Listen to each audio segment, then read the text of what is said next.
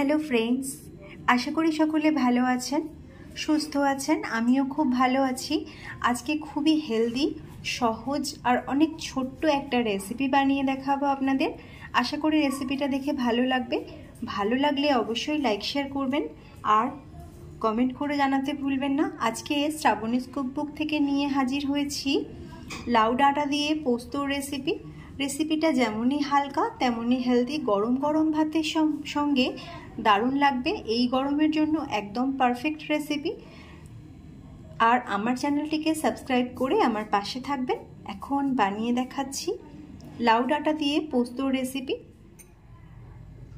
আজকে আলু দিয়ে লাউ ডাঁটা দিয়ে পোস্ত দিয়ে রান্না করব। তার জন্য কড়াইতে দিয়ে দিলাম তেল। গ্যাসের ফ্লেমটাকে হাই ফ্লেমে রেখেছি। তেলের সাথে ফোড়ন দিয়ে দেব। এখানে হাফ টিস্পুনের থেকেও কম পরিমাণে 5 ফোড়ন নিয়েছি। সাথে দুটো শুকনো লঙ্কা দিয়ে ফোড়নটা ভেজে নিচ্ছি। গরমের সময় লাউ ডাঁটা দিয়ে পোস্ত খেতে দারুণ লাগে। গরম ভাতের সাথে হালকা এই রেসিপিটা খেতে খুবই ভালো লাগবে।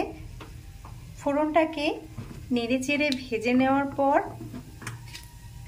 এখানে আমি দুটো আলু লম্বা লম্বা করে কেটে নিয়েছি। আর এখানে একদম ছোট ছোট শাকের পাতাগুলো নিয়েছি আর একদম কচি ডাঁটাগুলোকে নিয়েছি। তো প্রথমেই আলু ভেজে নিচ্ছি। তেলটা 3 টেবিল চামচ দিয়েছি।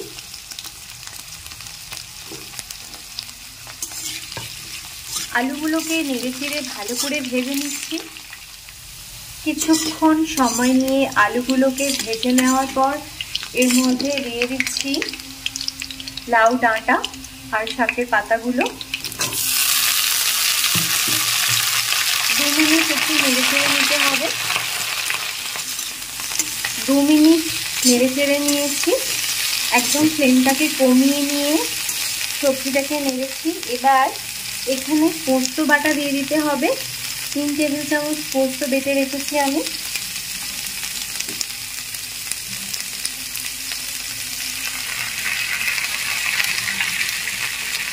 আর এখানে দিয়ে দিচ্ছি কাঁচা লঙ্কা।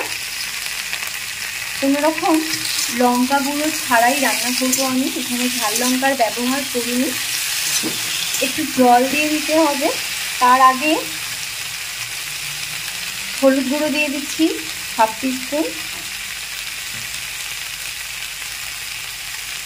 স্বাদ মতো একটু লবণ মিশিয়ে দিচ্ছি। আর এই পোস্তর বাটিতেই একটু জল মিশিয়ে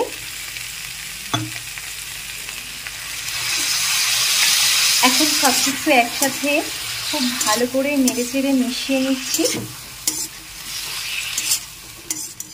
সব কিছু একসাথে খুব ভালোভাবে মিশিয়ে নিয়েছি। সবজিটা দেখে বুঝতেই পারছেন একদম লাইট আর ভীষণ সিম্পল একটা তরকারি।